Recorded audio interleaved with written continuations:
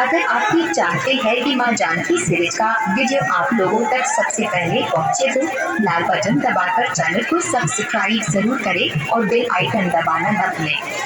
शांति का माहौल बनाए रखें। मां जानकी सीरीज प्रेजेंट्स मां म्यूजिक रिकॉर्डिंग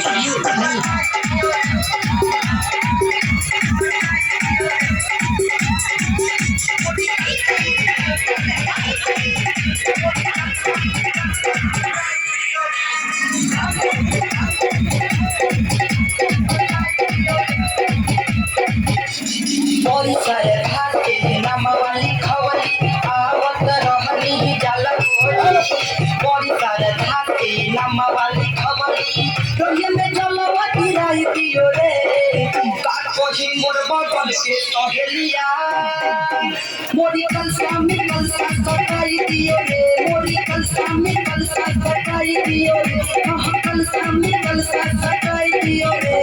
मोरी बार खाते नामा वाली खवली आवत रहनी गलगोजी, मोरी बार खाते नामा वाली खवली लगे में गलवती रही दियो रे।